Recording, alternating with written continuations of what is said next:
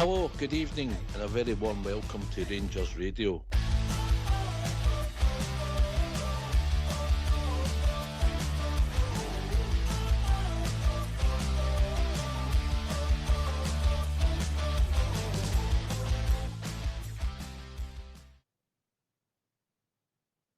Hello, good evening and welcome. Welcome to Rangers Radio. Join myself, Hawks, here on the show this evening and welcome the Russell Martin era as the one and only Old Bear. And the legend, it's the legend, that is the Bridge. Evening, gents. Evening, guys. How are you two? I'm good, mate. Bridge, Evening, man. Bridge. Good evening to yourself, Old Bear, and yourself, Hawks, and the two techie boys in the background. Can I just say to all the Rangers fans that are listening in, a very, very happy night for the Bridge, man. Very happy. Pressure's off as far as the manager is concerned. Please, everybody, let's go. Get behind the manager. Get behind him because he's going to need us, and so he will. Good evening and welcome to Rangers Radio. Hey, how are you, Old Bear? I'm good, mate. Yourself? I'm all right, mate. I'm all right. Listen, personally, I'm all right, and look, I'm just happy we've got a manager.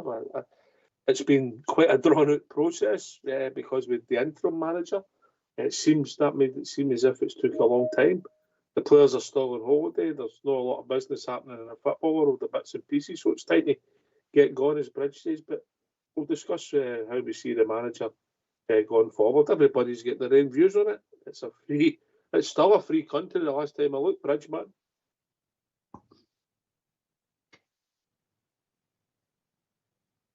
It's still a free country. The last time I looked, Old Bear. Aye, it's a free country, but it's no free speech, mate. It's a free country. Listen, what I'll do is I'll get your two takes on it, your thoughts on it. We've got the phone lines we can open it, and the number is back to 01413561972. Yes, the boys have sorted it. Well done. Old school boy, the one and only Fox. But look, we'll go to the senior citizen here first. That's only right, isn't it? That is. Yes. Okay. On you go, Albert.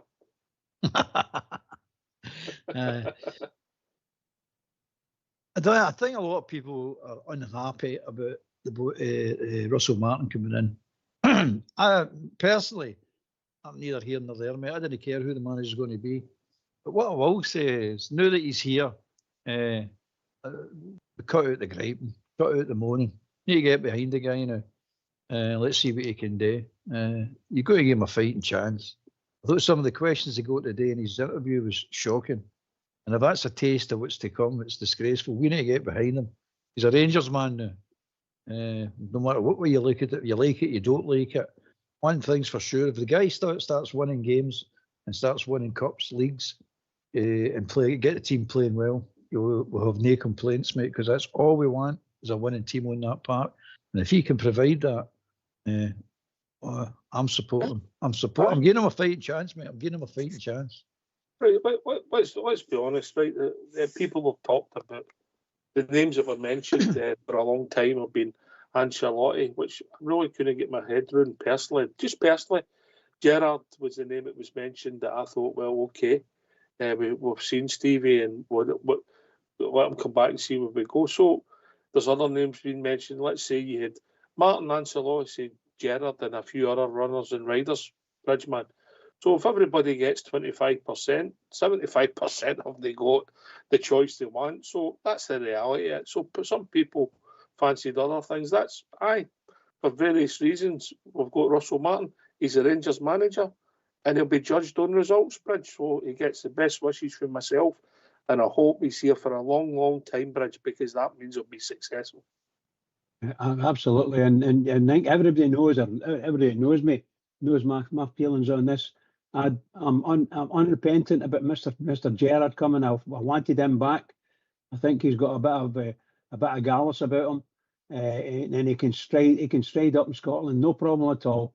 For me, a lot of folk didn't, because they don't want people coming back in and things like that. So that's everybody to their own, you know. Yes. That's what I like. But we've not got him, and we've got Russell Martin, and I'm delighted he's in the door.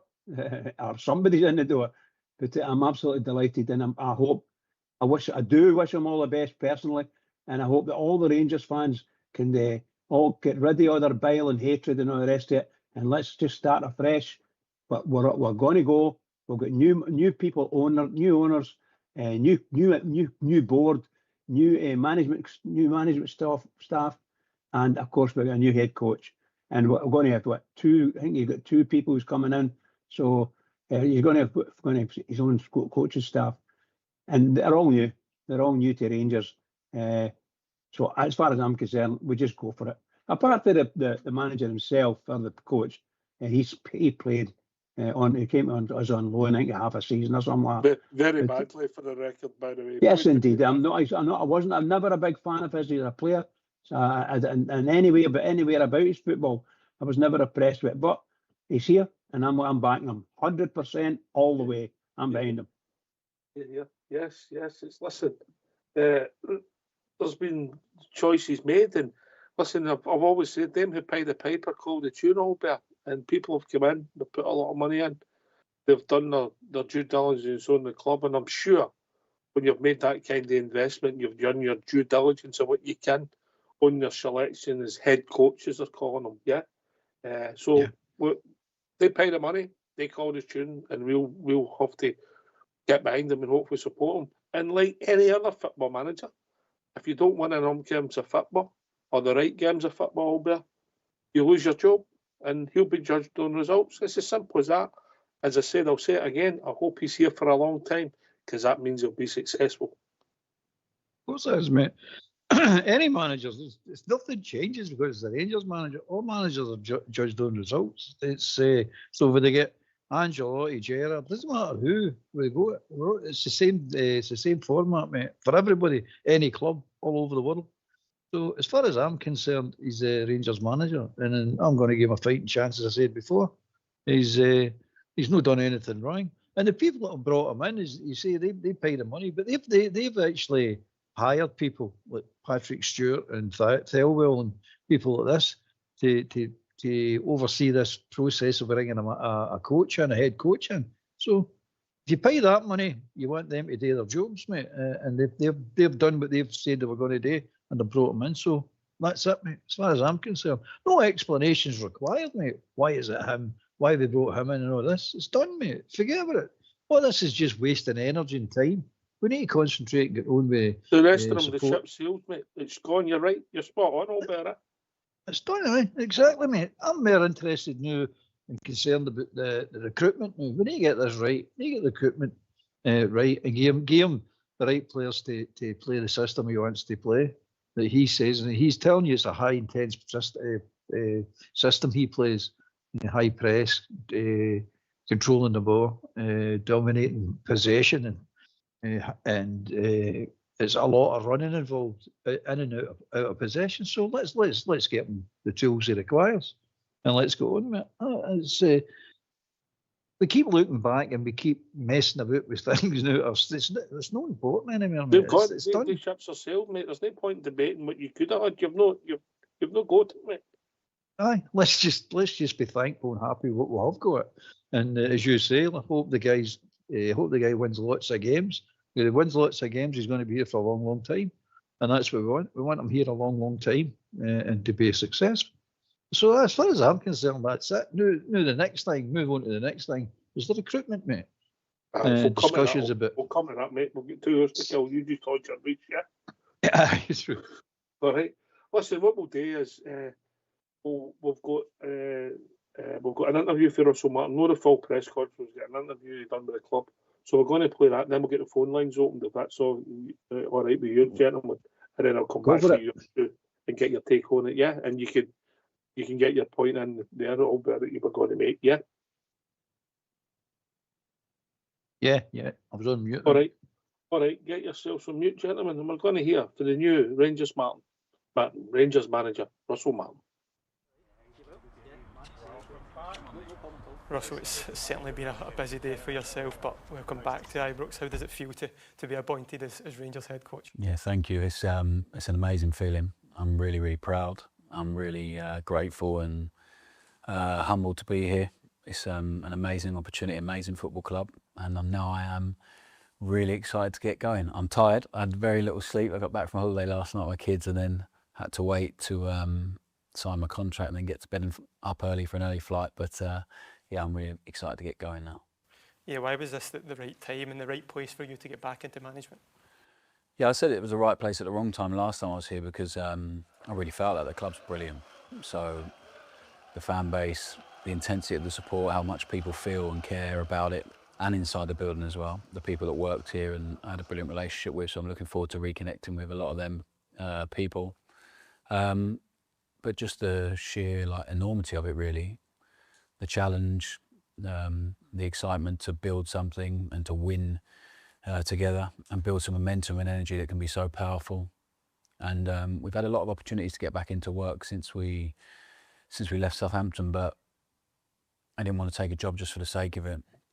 And then when I knew this one was a potential option for us, I just was desperate to get it, really. It was my number one choice, and I said that from the start, and now I'm absolutely delighted and honoured that we're here and I'm sat in this seat. So yeah, it was just the excitement of all of it. New ownership, fresh energy, Kevin and Patrick and how they've been throughout the process with the ownership group as well, and the chairman, Andrew. It's been really interesting couple of weeks. It's been thorough and it's been intense and it's been tough, but it should be to get a job at this club. So I'm really, really pleased.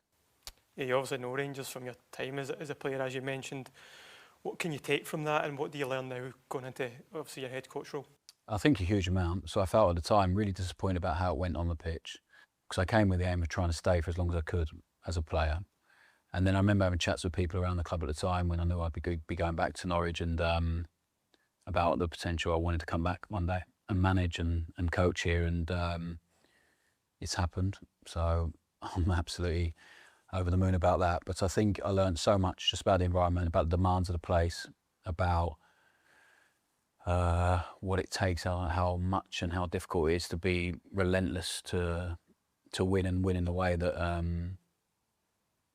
connects with the fans and the supporters, and they have a team that they identify with and they believe in. So we're here to do that. We're here to win in our way, to focus on ourselves, to get better, to improve, to develop whilst we're winning, and to develop something that is long term for the club in terms of a way of doing things, a culture on and off the pitch, because it's not separate, of hard work, honesty, intensity, courage. I'm really looking forward to putting a team on a pitch that reflects that. You were obviously at Southampton most recently. How did that whole experience help you grow as a coach? I think hugely. You learn so much about yourself when things are difficult and things are going. You're in a tough moment, which we were in the Premier League. It was difficult. We had a brilliant season. Achieving promotion was amazing. You know, one of the best days of my life to share that with your family and your friends and the people you work with every day. And then that changes very quickly because it's football, and so the challenge changes. But actually learn to adapt, to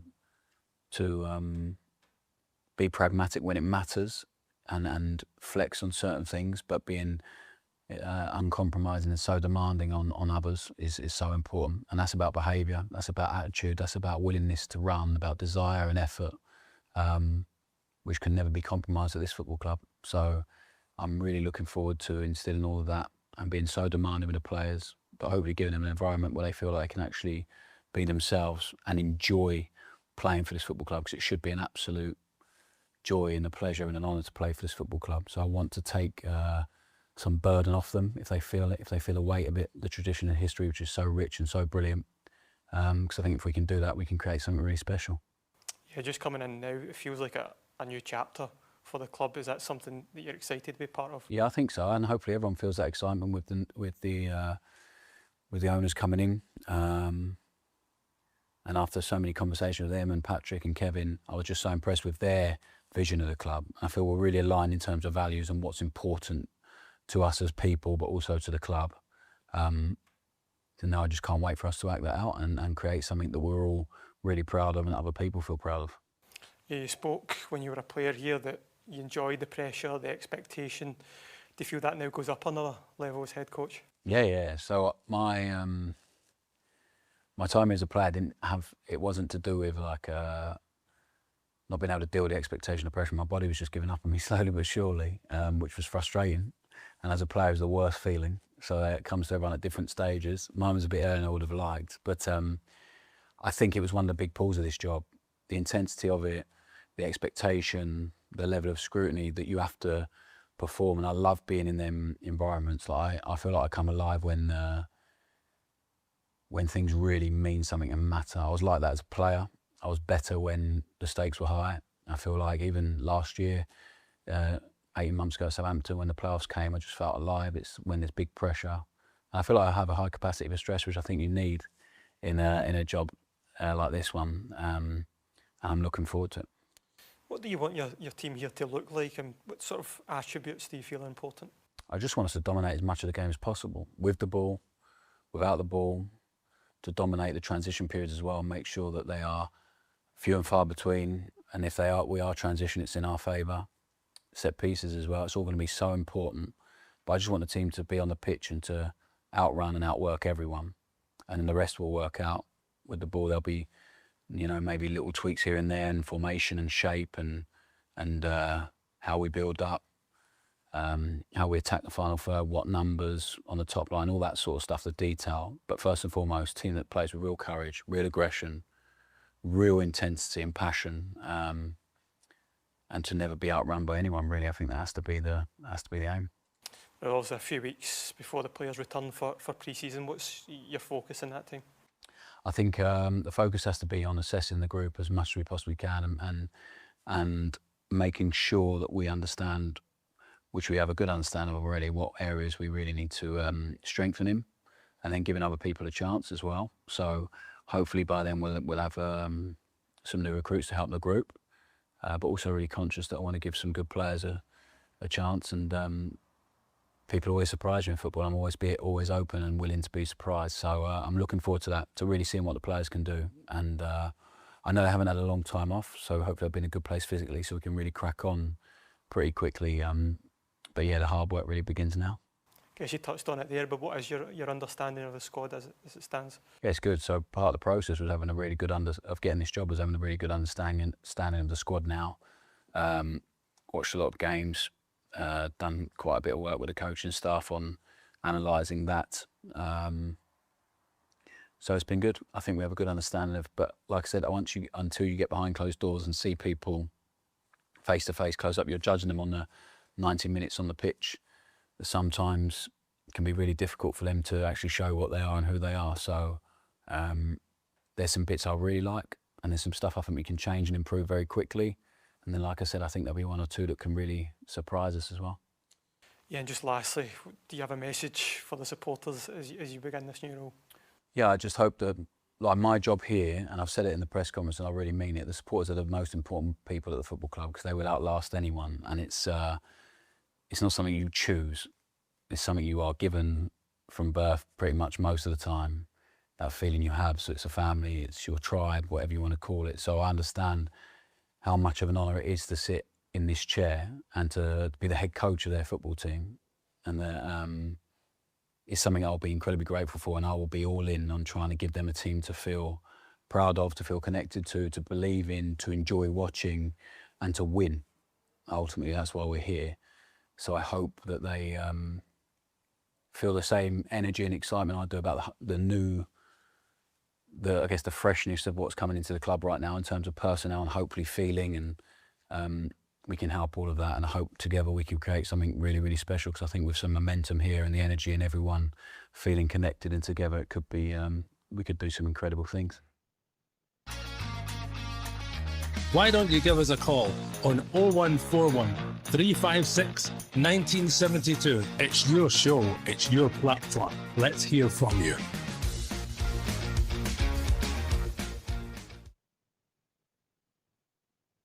Well, gentlemen, my first impressions is, but only time will tell, but he's an articulate chap. You've got to be fair, Bridgeman. Yeah, very articulate. I'm quite pleased when I listen to him. You know, it sounds as if he knows his stuff. But obviously, the proof of the pudding type of thing, you know. I like listening to him. I know what he's going to say, because you know, he's just in the door, and this is his first time speaking to people about his new job, and he's going to be good. He's going to be good. He's going to put everything he can into it, and we're going to have to say, I beseech all the Rangers fans, just cut it all out, forget it, give the guy a break, give everybody a break, and let's see how we start. Let's make sure we're 100% behind them, and no empty seats, and no booing. Just get on with it and let him go on and do it, and then see what he does. I'm quite sure he's going to be successful. I don't know. I don't want to say too much because I might start criticising the team for last season, and I don't want to do that. No, I'm drawing a line. I'm trying to draw a line on it.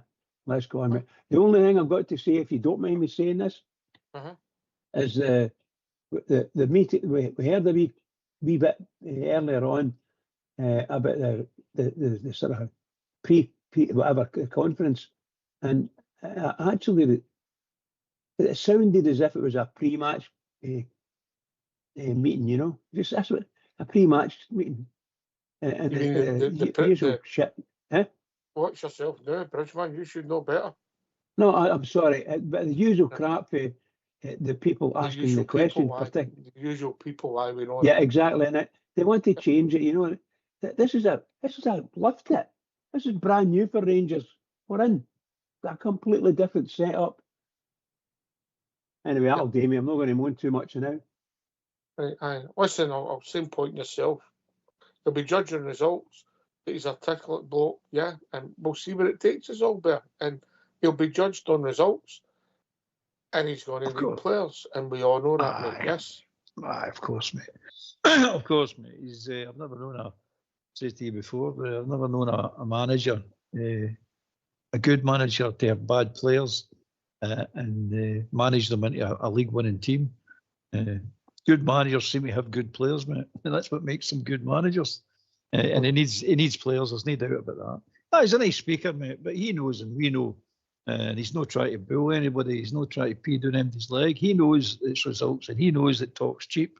But you can't. He's 10 out of 10 for speaking, mate. He comes across very well. But it's the usual, isn't it? Talking is nothing. It's not cheap. Oh, it's results, mate. It's on the park, mate. And he knows it. He's not trying to kid anyone. He knows fine well what he's under.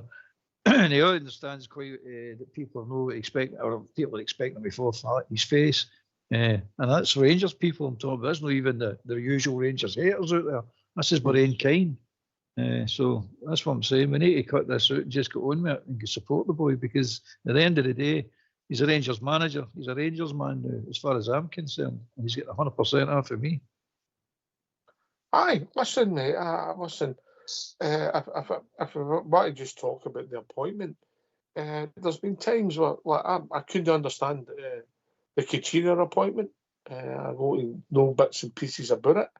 I still couldn't understand it. I wasn't enamoured when Beale came in the door. I didn't think he'd done enough in the game. Had very little experience to get the job. I still wanted them to succeed.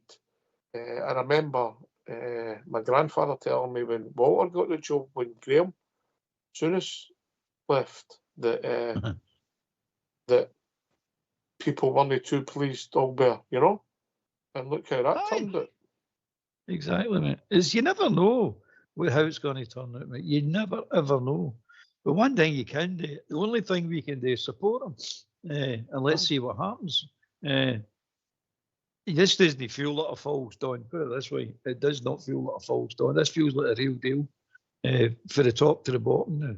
It feels like we're doing the right things now, the right people in charge. And they're going to do a lot of things that's not popular. Martin's going to do a lot of things that's not going to be popular as well. But that's neither here nor there. As long as it's right for the team, right for the club, and gets us success, mate, that's all we should be concentrating on now.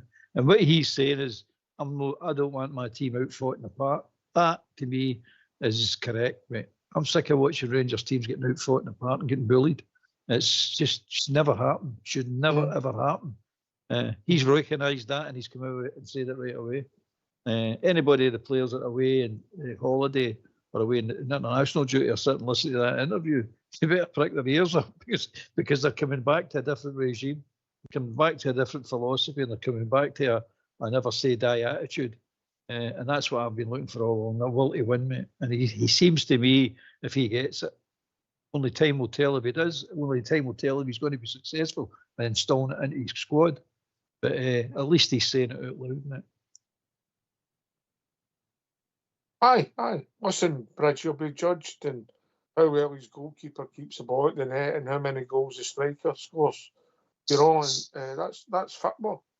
You know, you'll not be judged, and nobody will say well, he's a great manager because he does a level of press conference sort of day with results, team selection, winning the right games, Bridge. Yeah. No, absolutely. And obviously, the Rangers fans, even the guys that are not quite liking them now, if the Rangers start winning, get a wee string of games at the start of the season and win the games, and people start to change, and they want to see it now, and so on and so forth, and build up a wee bit of momentum. But in his favour at the moment, based on what stuff we were reading at the end of last season, so many players have left that are leaving, and it's apparently 100% they're going to go. Then I don't know how many players he's going to get in his squad. No, I mean right now, because he's going to be training people starting 2 weeks' time. You know, when they're back, when the season starts again, or the pre-season starts. That's all I'm meaning. There's no 100 players in the squad. A lot of them are gone, aren't they? No, we've only lost at the moment. We've lost Hadji, we've lost Tom Lawrence, and we've lost who else left us? Balogun. Casemiro, Fernandes, Cherny, Hadji, Lawrence, and Balogun. Aye, the two boys went back that were on loan, and obviously 13 youths have left the club. Yeah, but if you're talking about first team, yeah, you're talking about two people were on loan. One played every week, one didn't hardly play due to injury. And then the other three, let's be honest, Big Balogun we like. Hadji's had some magnificent moments in a Rangers jersey, but obviously the terrible injury. And Tom Lawrence signed a 3-year contract. We all know he can play, but we hardly seen him. So they've all went out the door, and then there's others to go as well. And I'm sure that Russell Martin will want some of the players at the door to bring his own players in, because that's football management, Albert. Exactly, mate. I just hope he's not too nice. He's ruthless enough to recognise it. It's a curse being too nice. It's haunted me my whole life, Albert. Listen to this nonsense here. Bridge, you listen to this. I know, it's shocking. He comes away with all that stuff, it's terrible. Midfielders are not nice. Midfielders are not nice. He should be done under the Trades Description Act, mate. He really should. He's going to get rid of players, mate. Trying to get to sleep with that halo on is sometimes quite difficult, Albert. Aye. Carry your head in the pillow.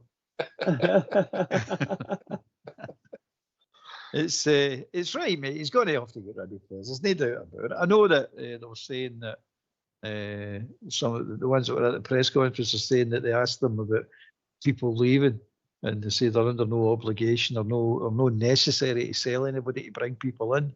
That might be true, might not be true. I don't know. I think they were talking more about money than bodies, mate. They'll not want to keep a massive squad because at the moment it's sitting about 28, 29 players, something like that. He'll not want that side. He'll not be adding more players to that squad. So some need to go. Some need to go. I would say 1, 2, 3, 4, 5, 6, 7, 8, 9. At least 10. Oh, 10 we've got names. We've got names for these 10. Oh, I've got names, mate. I've got 10, and I've got 5 that should maybe go as well. So it could end up 15. Do you want to hear this, Bridge? Yes, please. Right, let's hear it. I would ask to do this, Bridge, so I'm doing it. So we've got a blue column, a white column, a red column, and a gone column. The gone column you've already heard, and that was Casemiro, Ferdinand, Cherny, Hadji, Lawrence, and Balogun. Gone. So that's the end of them. In the red column means the ones that should be going is Ridvan, Proper, King, Davis, Fraser, Barjami, McCausland, Cifuentes, Dow, and Matondo.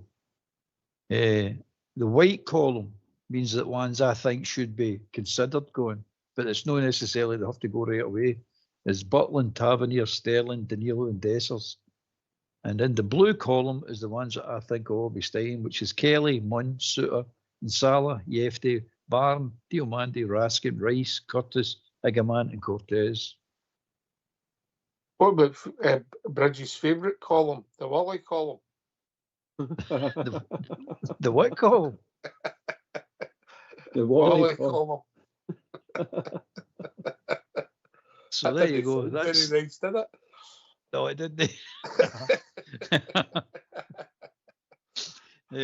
So that's what I see as where they're all sitting at the moment. You might see it completely different, but if we're going to get into Europe and no sign anybody, or maybe get rid of the players we said, the 15 players, you've got a selection for Kelly, Munn, Suter, and Salah, GFD, Barn, Diomande, Raskin, Rice, Curtis, Igaman, and Cortez. That's basically your team for the first knockout stages of the Champions League. I think there's going to be a lot of business done quickly, Albert. But that you'd like to think that while people are on holiday and while since the season finished and before the season finished, that people have done similar things to what you've done. They've looked at budgets, they've looked at where we're going to go, they've spoke to the new ownership of how we're going to do this. There'll be a plan and a structure in place. No, you're not going to get all your players you want, Bridge. Nobody does, yeah. But you're going to have to get the positions filled, the bodies filled, and see where it takes us, and hopefully improve the quality of the first 11 and the squad, Bridget. Well, I'm hoping, I said that at the end of that last season, I'm hoping that if somebody's got out immediately, the season finishes and comes up with some sort of plan at club level and says, we're going to need these players, these type of players, and that would be the start of the plan. So whomever came in, manager, this is what we were thinking before, and let the guy have a wee look. But, you know, if there's 5 or 6 or 4 or 5, is it 4 or 5, Albert was saying have gone. They've gone. And there's a big queue waiting to go, shall we say. And they're just waiting the manager coming in, and he'll see them and saying, I'm not having that, not having that. I don't think we'll be keeping very many, to be honest, if we get an opportunity. New manager, new coaching staff, new team, new players. Whoops. All right, I think we've been joined by Christopher. Evening, Christopher. Good evening, gentlemen. How is everybody tonight? All right, mate. How's yourself? Yeah, not bad, not bad. Been a hectic few days, but I'm all good. What's your point, mate? Yeah, it's just in regard to the Russell Martin appointment. I think there's been a lot of overreaction to the appointment. I think what could benefit Russell Martin is the expectations have hit the floor. The fan base's expectations have hit the floor. Fans aren't expecting much. So I'm just wondering, can Russell Martin be savvy enough to turn that to his advantage and actually overperform the low expectations that's actually been set by the fan base? Because the fan base's expectations, the fan base are actually expecting this man to fail. So if he comes in and overexceeds that, that could work to his benefit ultimately. But also, at Southampton, he gave Tyler Diblin his chance from the academy. I like him, mate. I like him. Yeah, he's a good player. He's a good player. So I'm just wondering, in the same mould of that, where Bailey Rice could be the ultimate beneficiary of this appointment if Russell Martin does give youth a chance. Oh, right. Okay, we'll take the Russell Martin point first, yeah, and then we'll come back to the Bailey Rice point, because they're two different subjects, Christopher, if that's all right with you, yeah? Yeah, not a problem. Crack on. Right. Yeah, I think that's a fair comment. There's a lot of people, I'll use the word underwhelmed, but they've got to part that now, Bridge, yeah? And they've got to get behind the managers, because we don't support the manager. We might like individual managers or individual people, but we're Rangers supporters, Bridge, yeah? Like, yeah, well, I've said it and we'll probably be repeating this, and you'll hear it for the rest of the week, quite likely, if we're on. We just can't go on. We've got to. The whole place is flat, right?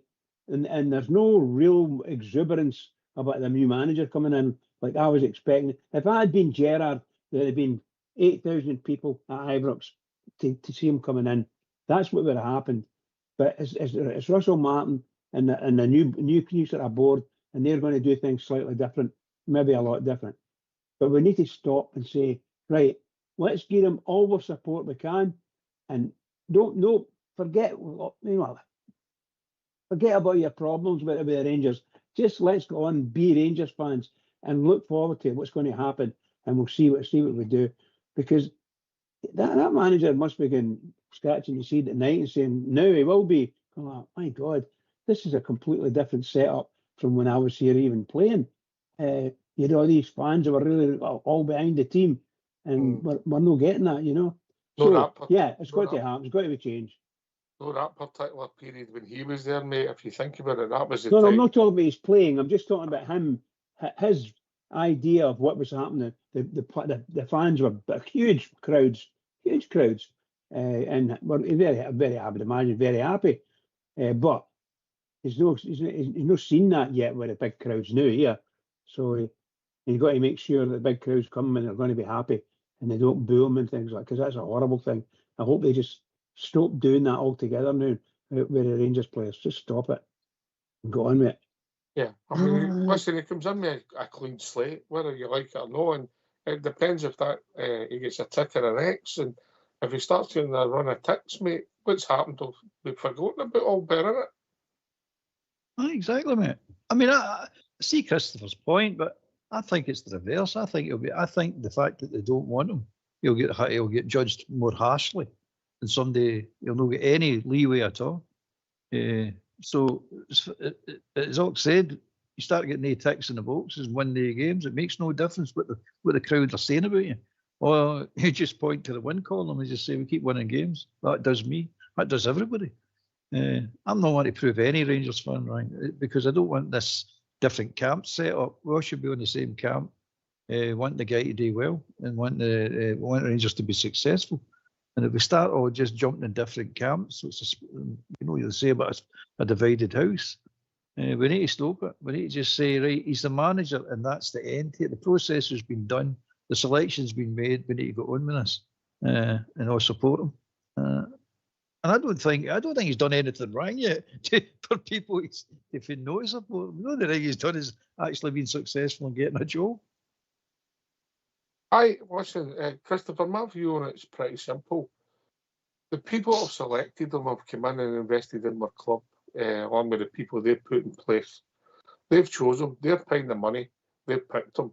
Now, we'll never know what happened in the processing and how far down the road they got with other people. We walked away. They walked away. Family reasons. People got offered other jobs. Didn't fancy the league. Other people didn't fancy whatever, A, B, or C. We'll never know that unless somebody puts it there in a book or something in the future. So he's our manager now. It's time to get behind him. Will he get a pass because the expectations are low? There's two sides of that. If he wins games, the expectations will rise and he'll be treated better. If you lose games, the support will turn on him. That's just football, mate. Christopher? Hello, yeah. Do you think with this appointment this could benefit Bailey Rice due to Russell Martin's track record to give him a chance? Well, the boy you mentioned for Southampton, I think he's a bit of an entertainer in a very poor team in that league, or a team that was maybe out their depth. He's a real entertainer, that boy. He plays a completely different style for Bailey. He's a dribbler and he runs at people, yeah.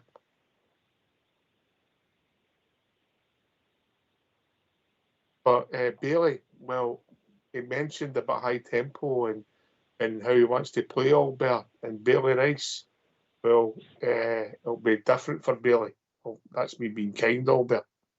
Bailey Rice has got a problem. He doesn't know it yet, but he has got a problem, the boy. Now, he's got talent, there's no doubt about that, but his work rate is low, to say the least, low.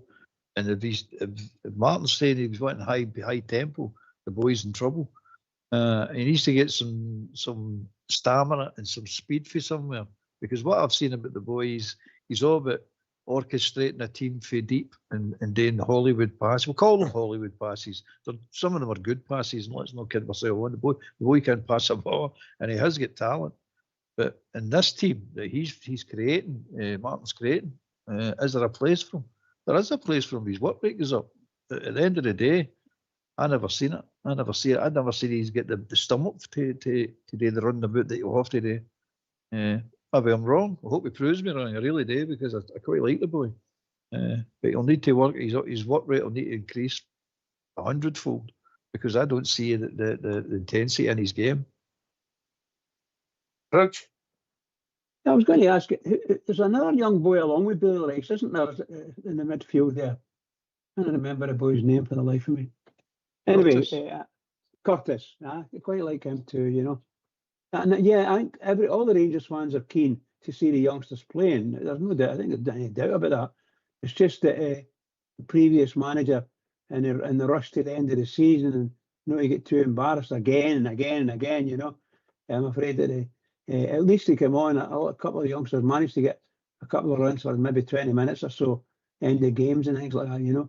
And that maybe took the sadness out of them. But really and truly, we need these youngsters. We want to be showing them how to play, and so on and so forth, and backing them all the way, giving them confidence. And I'd be very happy with them if they get in. You know, I think Boy was right there when he says that the manager should give these boys a chance. And I don't doubt for a minute he'll get the chance. Only if they're good enough, Rich. Oh, yes. I'm saying, I'm sure he'll make sure that they'll get a chance to shine in the training. So if they shine in the training, then he's going to be in the squad, and they'll should start getting minutes on the pitch under no matter what manager it is. But they've got to show. They can't just go on and be a number. They've got to show. I agree with you, Oxley. Sorry about that. No, mate, there's not a problem at all, mate. Christopher, my view with Bailey is, I'm more swing to the Alberg camp. I think he's got talent. I think he's vision. When he passes a ball, he plays with a head up. He's got a rare touch for pick and piss. I think people out. We've seen it. I think it was in the last game of the season there against the United. He played a ball out the left-hand side. It was a tremendous pass. But there's more to playing in his role than just that passing, and unless you're exceptional, like the ones that come along generationally, like Perlo, etc. Is he at that level? Well, hopefully, I say at the moment, no. But even then, you've still got to move about the pitch, and Bailey has to get more mobile.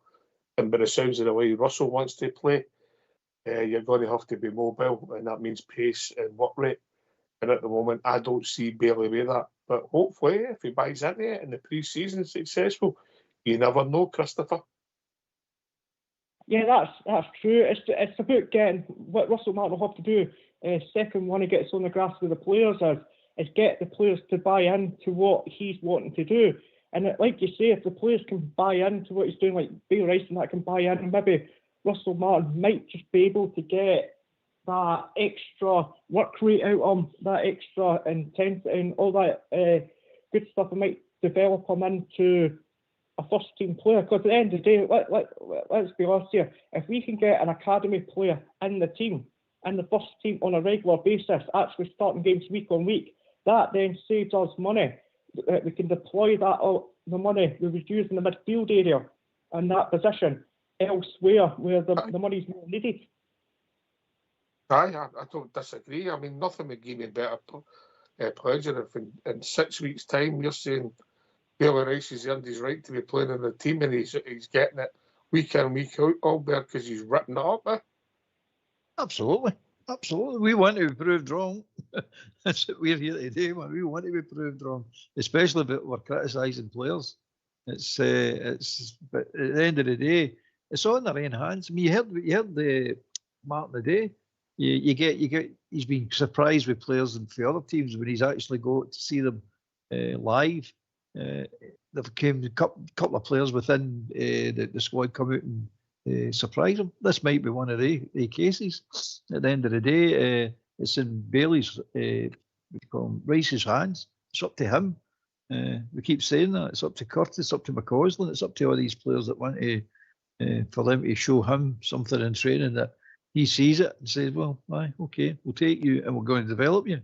But at the end of the day, nobody can do it for them. They need to do it for themselves, mate. They need to show the appetite to do it and the desire and the actual willingness to learn and run, because this team's going to run. I like what I'm hearing with that. This team's going to run, because we're sick of watching players that cannot run.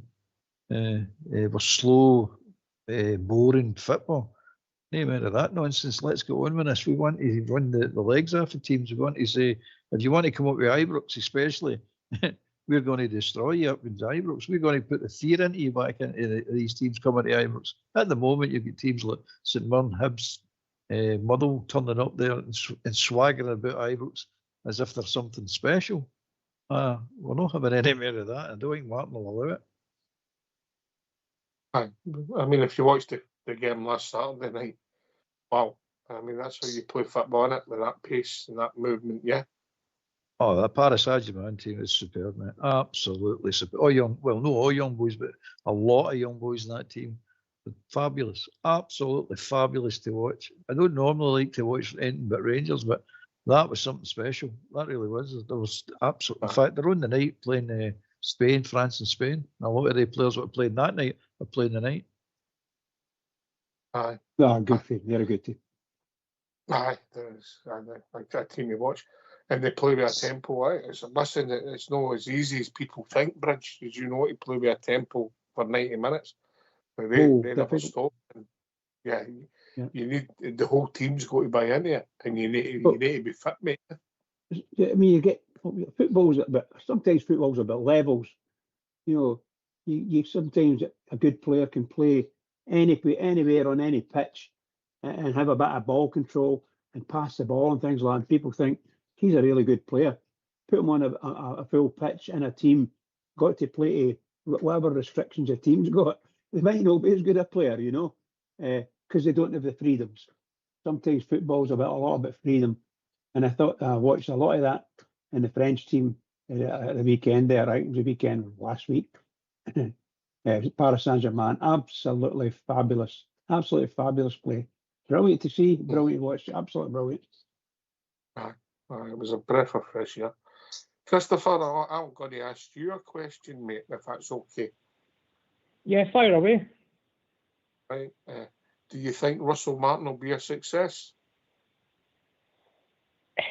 My heart says yes, but my head is saying no. The reason my head is saying no is I look at across the city, and whatever you think of Brendan Rodgers and things like that, for me, he's a better manager. And if it comes down to who's the better manager, it comes down to that. I think they've got the edge there. They've got a better manager. And how long?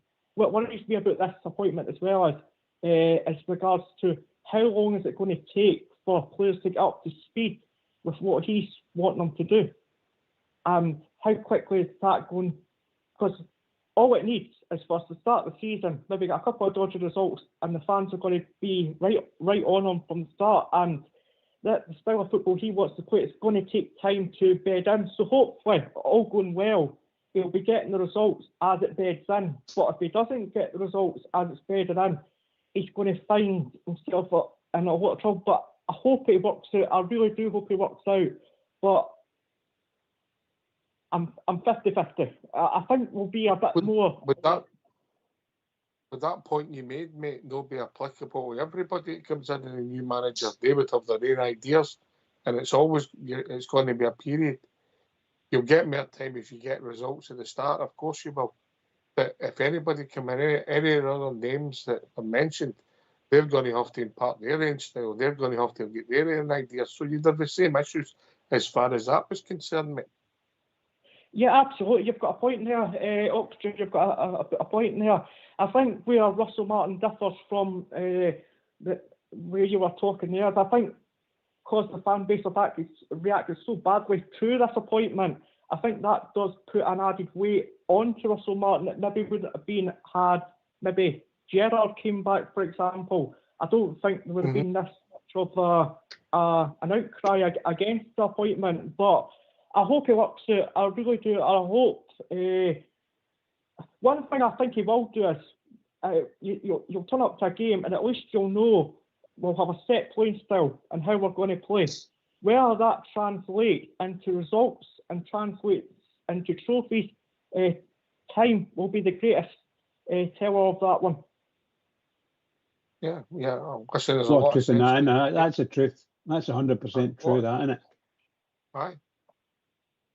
Aye, listen. And also, Holberg, it doesn't matter who you are. You need a bit of luck. Need a bit of luck, but what's going to make him a Martin a success or a failure with Rangers? It's quite simple, mate. Recruitment. He's not going to win the league with the squad he's got at the moment. No chance. No chance whatsoever. Need recruitment. Need the right recruitment. We need a majority of the ones that are coming into it to be successful. And it's as simple as that, mate. There's no other way you could run about this. And that goes for any manager we would have got in. It's the same thing, mate. Recruitment's everything. That's why I kept saying the manager is the matter. It's the recruitment that matters. Because we've done so much bad recruiting over the last number of years. You can stick your own number on that.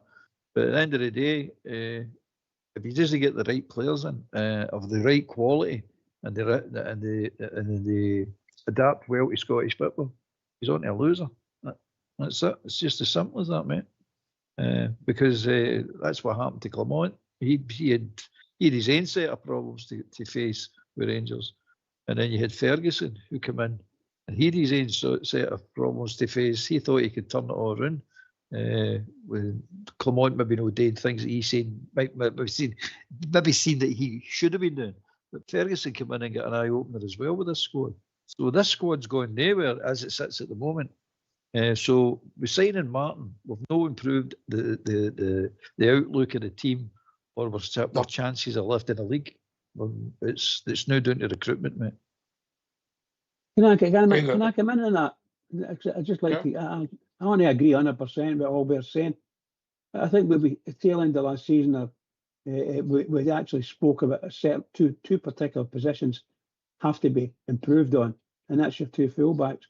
The manager mentioned speed, pace, or whatever word you want to call it. You've got two fullbacks at Rangers now, and they're not the fastest, and they need to be the fastest. They need to be the fastest players in Scotland, the fullbacks. They really do. I mean, I'm not being funny. You watch a lot of good teams. We played Aberdeen, they've got really fast fullbacks. And of course, them across the city, really fast fullbacks. And they can bomb up the wing. 2 or 3 years ago, we were doing that with Tavernier and the big Croatian. But we haven't done that for a wee while yet. So we need to get that back. We need to get that back. Show them there's danger on our fullbacks getting up there. That's what I think. It wouldn't be my priority, Bridge. Well, to centre halves and a goalkeeper. A goalkeeper who can catch the ball would help. Absolutely, yeah.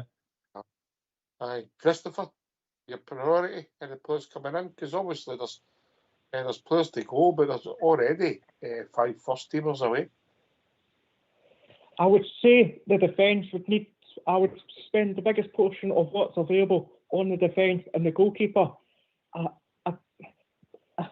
think Butland on his day is a good goalkeeper, but unfortunately he's prone to too many mistakes. I think when you've got a goalkeeper that's making a lot of consistent mistakes, that then unsettles the back four, which then causes a problem. So I would probably be looking at a new goalkeeper, and what we're needing is a good old-fashioned centre half that can just, the ball comes in the box, he just clears it. No trying to play at the back and trying to be fancy and trying to do this and trying to do that.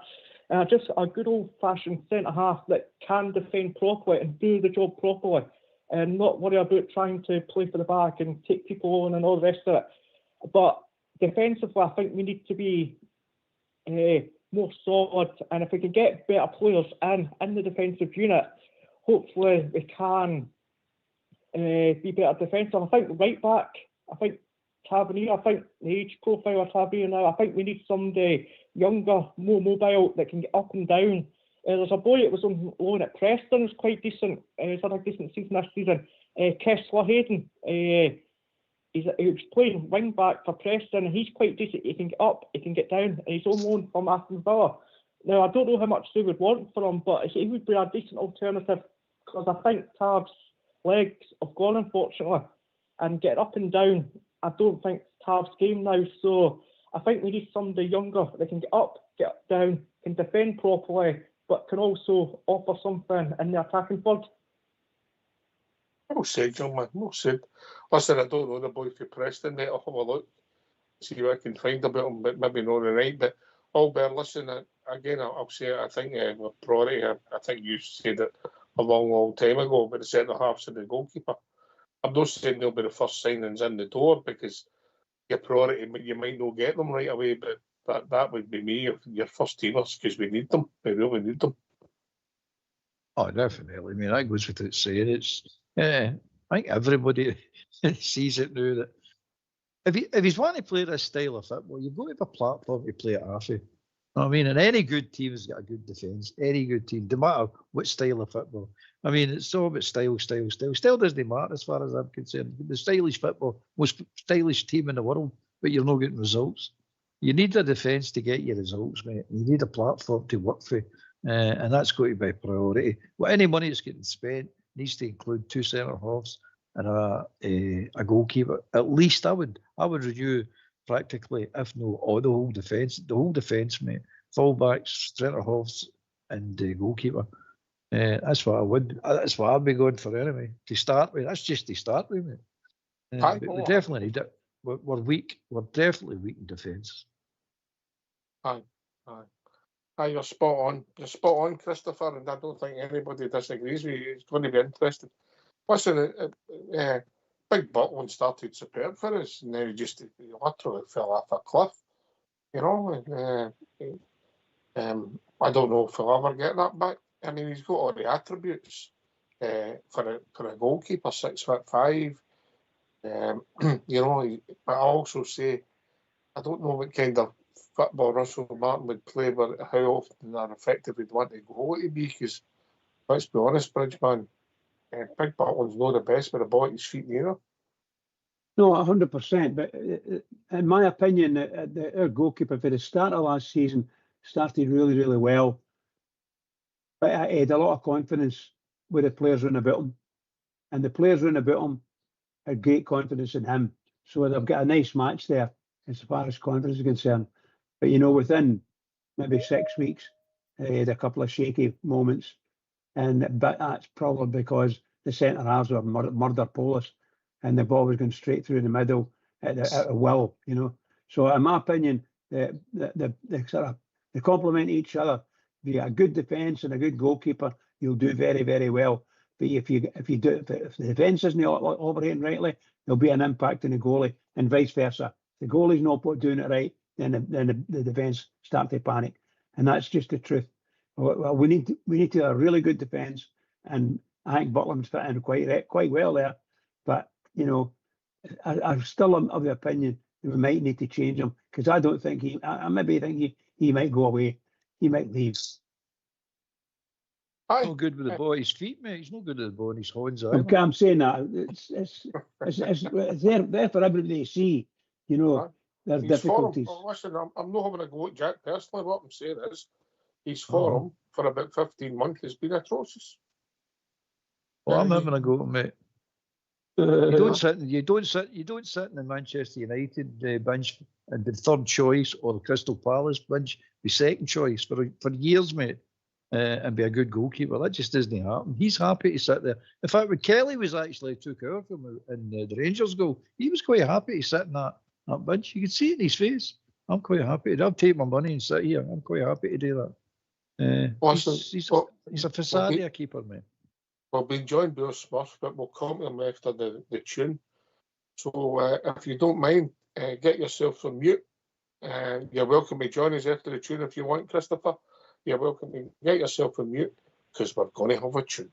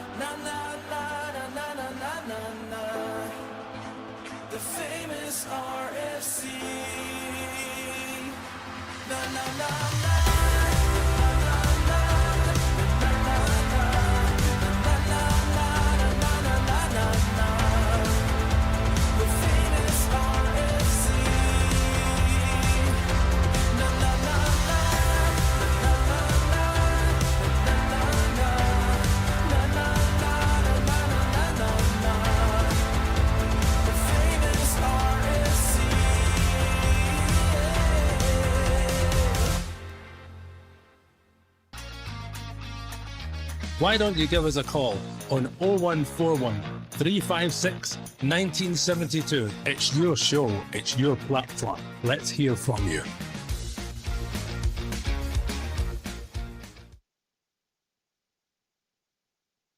Oh, thanks for that, Mr. Fox. We've been joined by our Smurf. Evening, Smurf. Evening, Ox. Evening, lads. How we doing, brother? Aye, all good, all good. I just thought I'd ring in. I've been absent for a wee while. A few personal issues that I was dealing with, but it's good to chat and bring in and chat again. And it's an exciting time for Rangers and fans and everybody that's connected with the club. And I've just been listening to the show earlier, and I just, I think ultimately people might be a wee bit underwhelmed. They want a name or whatever. But really what's important is that everybody gets behind this boy and supports him. And hopefully the new regime, where Russell Martin as a gaffer, take us to where we need to get to, and in short order as well, no messing about. I was really impressed with his press conference. His presser was brilliant, really articulate. Seems like a bright boy, and quietly confident. I'm quietly confident. Listen, I get that people have got horses in the race and they never won, but if they're hosts and they want to come, you can't. That's it. It's got, isn't it? Aye, I mean, listen, do you want somebody who's hungry for success and wants to be here? Or do you want somebody that needs to think about it? See, if you need to think about coming to your club, shouldn't be anywhere near it. Simple as that. I get we've got families and things to consider, but if your club comes calling and offers you a job, you shouldn't need to have to ask twice. And I'm glad they never wanted the job. I want people in that place, in that building, that are hungry for success and they want to build something. And I just hope that everybody gets behind them. It's an underwhelming name, but ultimately, I thought he spoke well, and you're sitting there, even myself, you've got your doubts, and after listening to the boy speaking, I thought, well, you sound like you've got something about you. I know, ultimately, it's winning football matches is what will decide whether he stays or he goes, but at least he spoke well and alleviated any sort of anxiety I had at his appointment. So I'm going to get behind him, and hopefully going forward, it bears fruit and we get results. And it seems everybody's got a clean slate. Even if there's only one or two that he can turn around, it saves his money. Then that's good. But it seems that if you're no fit, as in physically fit and mentally fit, you're not going to be there. There'll not be carrying passengers. So, it'll be interesting to see who departs, who comes and who goes. We're in for an interesting few weeks, mate, to see who goes and see who stays. Now, there might be people leave that people want to stay, individual people like and dislike, and people will stay and people want them to go because everybody's got different opinions. But it's going to be really interesting where we are and what we're starting 11 is when we get to the end of this transfer window, Albert. Aye, it's whoever goes, mate. He came in, he's in. He's the Rangers manager, as far as I'm concerned. It's a good point Smurf makes as well. He wants to be here, mate. He tell you that. This was my number one choice to come here. Rangers. I wanted the Rangers. So do for me, mate. Other people didn't want to be here. Well, fair enough. But ta-ta, ching, cheerio. But you're right about the players. The players need to buy into what the man's saying. If they're good enough, they'll be here. If they're not good enough, they're off. I think he's going to be, and I hope he's going to be ruthless enough to say, no for us, son. All the best, but shake hands and move on. They time. We've had years of mediocre crap. It's time to start pushing the club and the team forward now. They've had the support for years, mate. Quality, world-class support for years and years. It's time to start feeding the support with some success. And that's what we want. That's what we demand. And that's what he wants to give you. He's telling you that I want to give you. I don't want to be a success. I don't want to come here and be just another Rangers manager who came, fell flat in his face and left again. He's here to be a success himself, mate. On a personal level, on a managerial level, he's wanting to give you success. He's saying the right things. As we say, talk's cheap. You need to walk the walk now. And I think he can do it, mate. Personally, I think he can do it. I've no reason for saying that. Don't think I'm some sort of I know something nobody else knows. I've no reason to say it. I'm just blind faith at the moment. But the results, as Mark said, the results will tell you everything you want to know.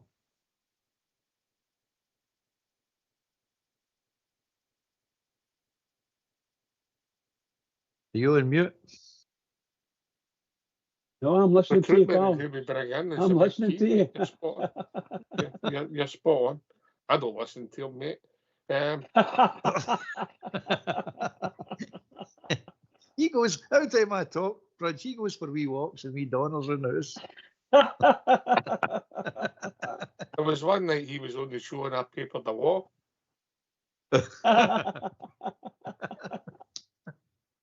Oh, it'll be judged by results. Most you're spot on, and to get the results, it'll be judged on the players he brings in. Yeah. Well, it's going to tell us what you think. Going to tell us what you think of. Sorry for interrupting. I'm sure I heard them saying that there's going to be a different way of just the manager looking at things. It's going to have to be a team at that level, a selection team. I think it's always been like that to a degree, Bridge. Manager. Yeah. Aye, within but the modern way is you say you need a right back, they'll go out and say, right, there's your three, what's your preference? You get him, you carry on and see where it goes, yeah? You know, it's okay, as simple as that. That's cool. As long as we all know that's what's going to happen. It's no like when back in the day when the guys went and watched them and you got local boys in and they went to their house and chapped their door and says, right, do you want to sign? That doesn't happen anymore. You know, especially Yes, hop a crown. Right, especially, and you come, Smurf. Aye, that just reminded me of the story was that Jack Steedman going to getting the money out the bank, he's safe, and going and giving it to Davy Cooper to sign. Just beggars belief at a player of that quality getting signed like that, unreal. But no, I think he said that it was a Tuesday, mate. He'd get more money if it had been a Monday than the weekend takings. Aye, that's right. Aye. Well, he wasn't daft, was he? Brilliant. But no, it's you're looking at the squad and you're sitting there going, 3 first-team players, 3 first-team starters getting into next season. Or I can only think of 3 that could, Raskin, maybe Diamandi, and the young boy Yigaman. But outside of that, you could replace anybody, So there's got to be a huge turnover of players. And I think if you're a youngster and you've got ability, you're talking about the young boy Bailey Rice, you'll know who wants to be at Rangers and who doesn't. Physical fitness and training will determine whether you want to be there or no, because that will inform your attitude about them. And if they're not going to put the effort in and work hard, they'll not be there. And that's music in my ears. And Chris, the point was, you think if they do show the right attitude and they've got the ability, they've all got a chance. You feel that way, Russell Martin, do you? Yeah, I think if they show the application, they buy into his ideas, they come in, they behave themselves off the pitch, and they're very good and things like that. I think he will give the young players opportunities, and I think that's what we've been crying out for ages. Because the benefit to that is, as I said before, if a young player comes in and substantiates himself as a first-team player, that then saves us money in the transfer market. Then we can deploy that money elsewhere where it's more needed. So I think, yeah, he will. But in terms of recruitment, I think we've got to get at least 70 to 80% of the recruitment correct. You're never going to get 100% of the recruitment correct, especially if you're buying loads of players. You've got to get 70 to 80% of this recruitment correct. I think over the last few years we've been lucky if we've been getting 20 to 30% correct, so we've got to get a massive uptick on that. And I think if we can get 70 to 80% correct and we spend wisely, I always say I would much rather spend £3 million well than £6 million badly. And I think we've just got to get value for money, make sure the players who are coming have got the right attitude, the right hunger, the right drive to push on, and hopefully it all gels together and we got a team on the pitch that the support can be proud of, and hopefully it bounces on from there. But I'm just going to head off, gentlemen, but thank you very much for having me on. Thank you. Cheers, Chris. Thanks, mate. Great call. Cheers, Christopher. Thank you. Good points. Bye. Yeah, Albert, I think he's right. I mean, it's been a joke at times. Yeah. Say that again, mate. I missed that. It's been a joke at times, some of the people who went in, how often they turned up for their work, and then when we've actually seen them play, no offence to it's the boy. ridiculous. You know, It's we brought ridiculous, the boy mate. proper in, mate. Yeah. I mean, we signed him. You could argue it was a panic signing. We brought him in. He's got experience. You're thinking, right, okay, he's experienced of getting about. He's got the physical attributes. Then you watch him. He's not up for a physical battle. He's not. He can't turn. He's slow. You think, okay, he's got experience. He'll be able to read the game. We'll be able to, and then we watch his positioning, and you think, why have we signed him, mate? Why have we signed him? Yeah, I think we're all thinking that, weren't we? Okay, it was bad scouting, bad everything, mate. It's just, and it was a panic buy. We already knocked back with, you could say, were two first choices that we wanted, and then he was like, oh, we need to get somebody in last minute. I think it was the last day of near enough the last day of the transfer window, was it not? But it's not the way to do business. Well, it seems to be the way to do business because a lot of clubs they wait till the last few years of the transfer window before they start making moves. I don't understand. I don't like the transfer window. Let me get that out there right away. I think it's a complete and utter waste of time. But at the end of the day, getting 78% right in transfers, a big ask for that one. But one thing we've got basics that we need to look for now, because you're telling you want to play a high intensity game, so you need people that can run. We're sick of watching people. Hadji can't run, Barami can't run, McCausland can't run. You're looking at these players. Diamandi can't run. You're going. They can run, but these people can run at a pace, but not the pace you're looking for. Dessers can't run. Danilo can't run. It's mental, mate. It's absolutely mental. You get these players that cannot move. They can't. So we're going to play this high intensity. We need to get the right type of player in, a right quality of player in as well. So it's not just somebody who can run about mad like a headless chicken. It's got to be the right quality of player, and that's going to cost money. So you're not going to do all your business in this one transfer window. I don't see it happening. But as they said, and he just slipped it out at the end of his interview, we've got to win and build at the same time. It's not just about, just give 6 months, give a year, give next year, give the following year, we'll build your team. He's wise enough to understand that you're not going away with that one. You've still got to win and build at the same time. So it's steady improvement. I think that's what Clermont forgot. It's steady improvement that you've got to do. You go, okay, we had to get rid of a lot of players and bring a lot of players in. But you still should be getting slightly better than you were. That didn't happen. We get worse and worse and worse. But again, that was unforeseen. Unforeseen circumstances for him. But this is different. This is a completely different scenario. So as per the signings come in, the team should improve. Oxley started the skirting boards now, isn't he? He's a man. I'm just cutting this ceiling in, mate. That's quite good. Quite good. Well done, Smurf. Well done. There was one show I done. I think I done in Sistine Chapel when he. I was going to say paper that ceiling. Today, Smurf, not one day. I'm just going to sit quiet. I'm going to bugger him right up. Just sit quiet. Don't say anything. Go on. Aye, no chance. I know. I don't think I could.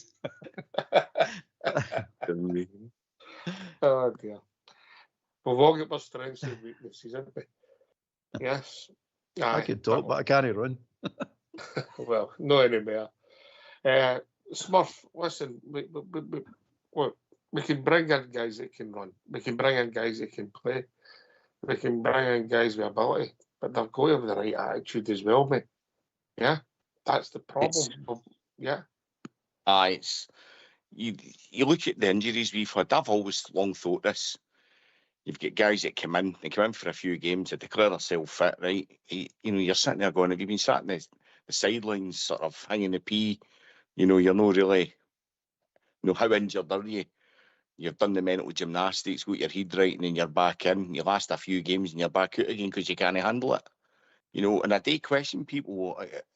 I really do. I'm not going to name them, but there's guys, right good players I know that are at Rangers and they're never fit for their work. Well, Sterling, he's a disappointment to me. I think we need to move him on. He's never fit enough for his work. Good player when he turns up, but we need to get rid of all these guys. And there's a right whack in him. So I like the idea of this high intensity game, because obviously you need to be fit for it, and to be fit for it, you've got to have the right training regime. And all these guys that you're talking about having the right attitude, that's the beat was sorted for the chaff at the training ground doing this fitness. And if they're not up to it, he's got to get rid of them. He's got to be ruthless, and so that you're left with a cohort of people that have got the right attitude to go and compete.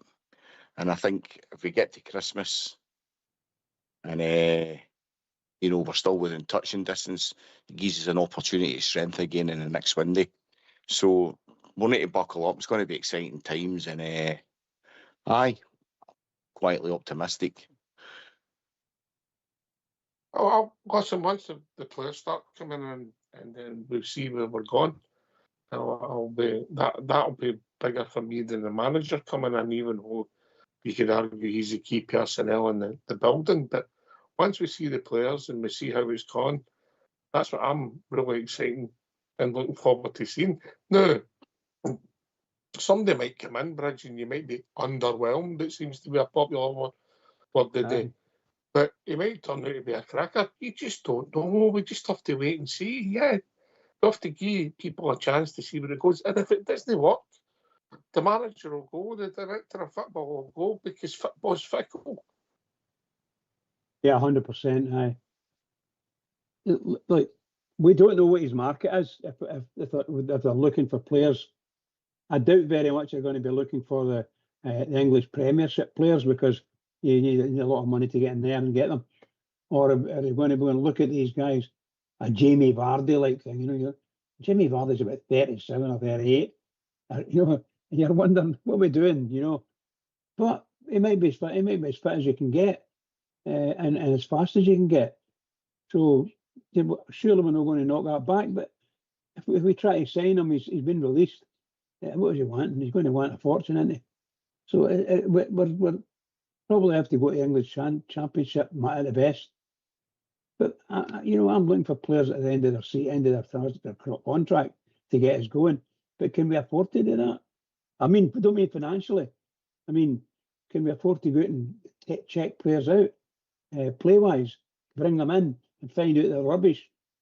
I don't know. I'm very concerned about the start, and I need the manager to make wise choices for players. I think we know what we want before we kick a ball this season. I think we need a totally new defence, goalkeeper, defenders, and probably need a new captain. You could do that with that Rashkin. You could make him captain, but we need another midfielder beside him. That's what we desperately need. But that's providing we're going to keep the other players.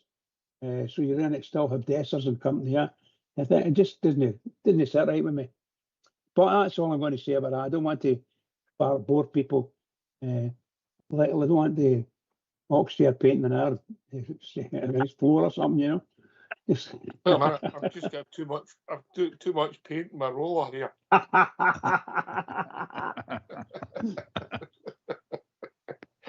Aye, listen, mate, only time will tell, okay? Let's give Russell Martin a chance. We'll see where it takes us. I'm hoping it takes us to the top of the league. I don't think this gap it's been mentioned and keeps getting mentioned is as big. You know, the first Old Firm game's at Ibrox.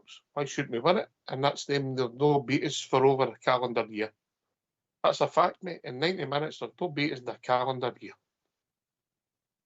There you go. If we win the first Old Firm game. Just ask you a question there, Ox.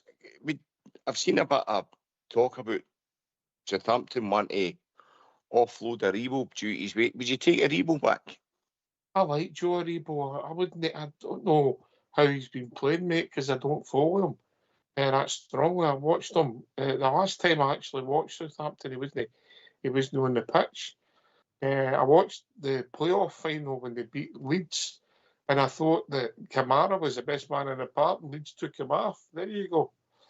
But Aribo was playing in a mere forward, and he caused them problems when he was running. I don't know, mate, and I liked him when he was raised, mate.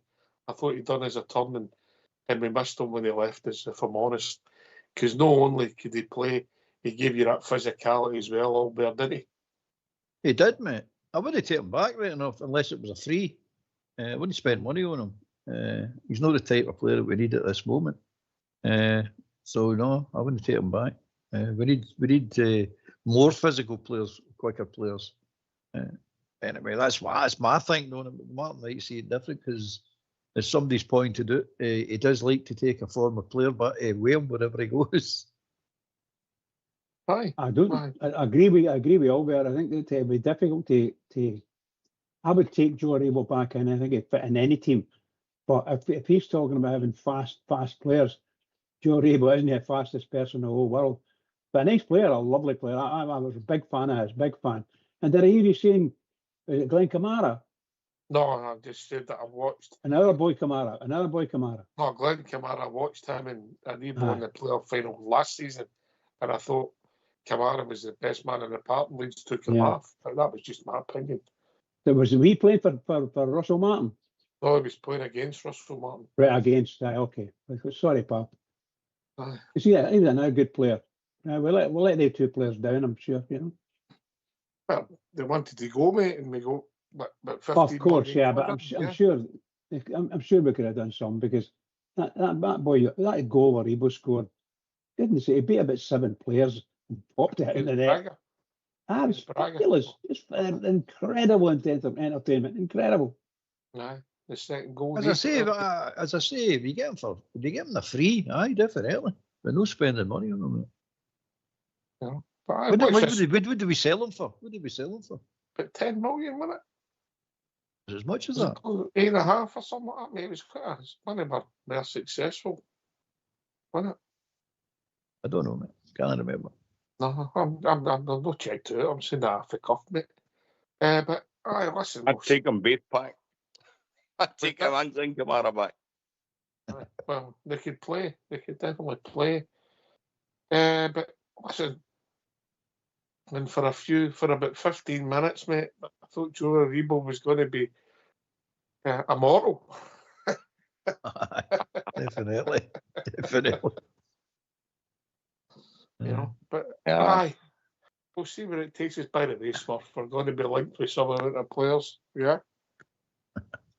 Aye, a lot. I just hope we don't end up with a lot of sort of bang average championship players, you know, flooding into the club. That's the last thing we need, you know. But I agree with your earlier point as well. I don't think the gap's as big as what people think. With a bit of leadership coming straight for the very top, all the way permeating all the way right through the club, through the executive, all the way down.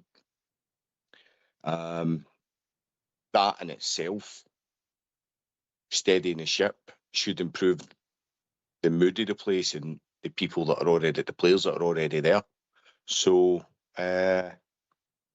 hopefully you can get a tune to some of them up there, and things aren't as bad as we think, and that means that you've got a bit of continuity, and we can compete, because you really want to be.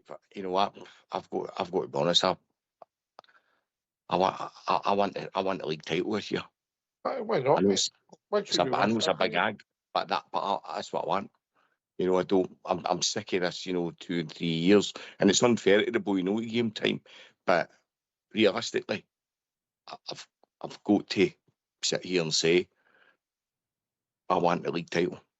That's got to be the main objective, and the board's got to know that. They'll know that. So hopefully it gets backed, and we're getting the right profile of player in that's going to deliver that. But like you say, everybody in their dog's going to be linked with a club, so just got to buckle up and see how it goes. I mean, when's the first game? When's pre-season starts? I heard it's 45 days. 45 days it starts. 23rd of June, the team are back, mate. First game's 45 days, is it? 23rd of June, the team's back, mate. So Southampton confirmed that signing of Joe Aribo from Rangers in a 4-year deal. Southampton will pay initial $6 million for the midfielder, with add-ons meaning the transfer could ultimately be worth excess of $10 million once Rangers sell-on clause is factored in. Yeah, so initially $6 million, mate. And if he's leaving in a free, well, your sell-on clause didn't work, did it? No. Aye. When did they leave us 3 years ago? And obviously they've been relegated, so they're maybe looking to lower their wage bill. Yeah. Aye. Is that no twice they've been relegated since he's been there? Aye, he's been doing the first season, back up and then down. Aye. Listen, it's going to be, as I keep saying, it's going to be interesting. We said it was going to be interesting with the takeover. It's happened. I'm now waiting for the strategy to see how that goes. We wanted a manager in place. We wanted to change people, leadership with the club. But that's all happened all there. And now it's a bit of a case of getting the replacements in for the players that's left already, because they were first-team squadders. It's a case of getting people out, the new manager, and it's the right time to go with their contracts. And then we'll go to bring players in, and that's going to be the exciting bit for the support. Well, you'd hope so. You just pointed out, we'll be linked to everybody in our dog. You know what I mean? It's just... Me personally, I just ignore it now. The transfer to the person standing with the scarf, I can't be annoyed with it. It's just so boring. All the nonsense, all the actual crap they talked about it. Let's just go and get the player that we need and be done with it. But there you go. It's the way it is. It's the way the transfer windows work. I don't like them. You should be able to sign a player any time of the year. When it becomes available, you can agree prices with other clubs, whatever. But that's not the way it is. So we've got to get through this nonsense. And by the way, how does this window work? I believe there's a short one. For the 1st to the 10th, is it? Is that right? It's the old window you had in your tournaments, mate. There's a short one and a long one. Aye. So when does the long one start? I think the 4th of July or something, mate. I'll check that out, mate. Once this competition that nobody seems bothered with. Yeah. Nobody understands it. Do you have any idea what's happening? I don't even know what it's about. To be honest with you. Who's in it? No. I know that we should have been in it, but then I don't know. The powers that be changed the goalposts. I wonder what happened there. Call me cynical. Aye. We know what happened there, didn't we? Aye. Smurf, who would you mentioned some players? What's your priority signings? You were Russell Martin. I think we need. I mean, subject to getting players out, and I know who I'd want out. That'd be an easier one. But I think we need 2 fullbacks, 2 centre halves. I think you've got to just build for the back, and I'd want to sort that defence out first and foremost. For me, 2 centre halves, and I think my priority signings. Really, I think they should be working on maybe trying to extend Raskan. And if it doesn't extend, maybe we should be looking at punting him. That's. I mean, the goals we were losing last year were an absolute joke, and I think that's the area that needs the most surgery for me. Or it's you mentioned proper. I mean, just a riot, unbelievable. It's a sad indictment of the club when a 37-year-old man was your best centre half. He was signed as an emergency sort of stopgap, as it were. So that's the most pressing area of the pitch for me, centre half.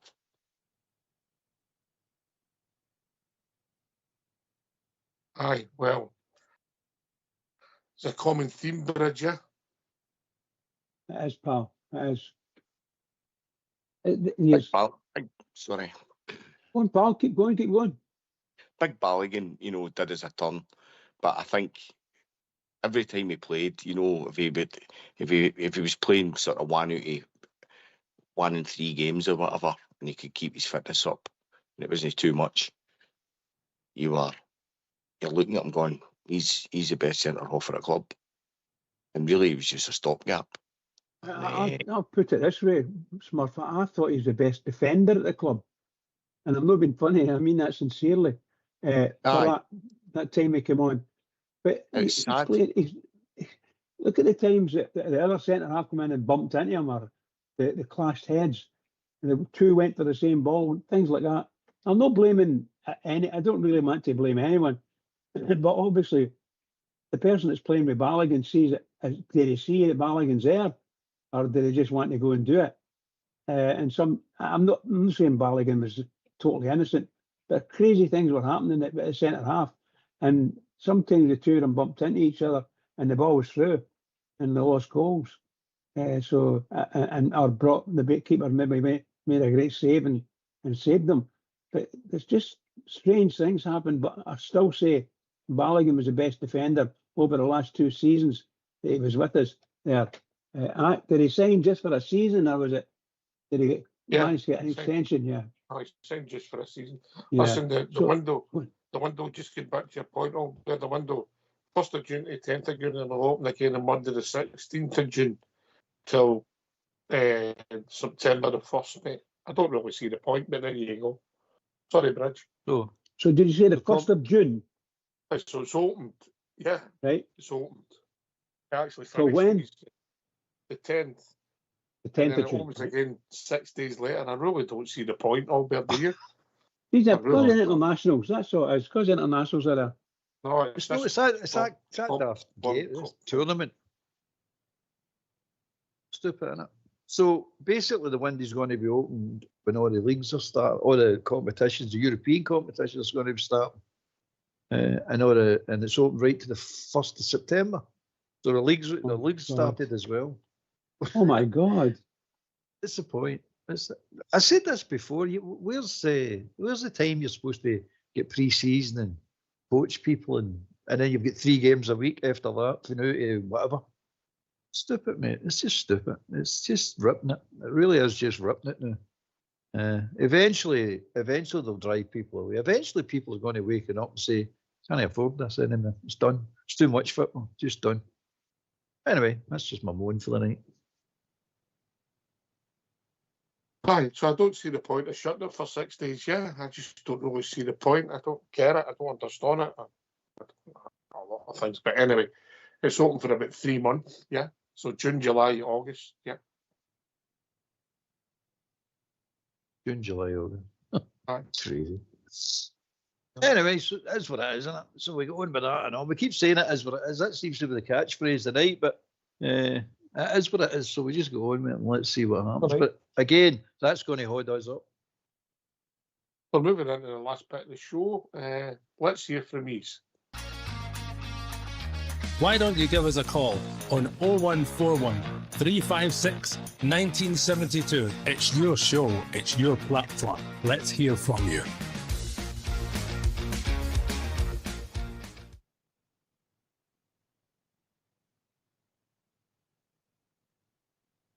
Aye, come and join us. The boys have fixed the phone. It's easy, Smurf, to join us now, isn't it? Once you get the hang of it. Aye. Aye, it's a lot better as well. Aye, it's good. Yes. Right, come and join us, give your thoughts. Right, we'll go back to the manager. He's come in, he's been articulate. He's been with us as a player, and he's in a mission. He didn't have a great time. He said his body let him down. I mean, he didn't have a good time as we watched him. He was poor.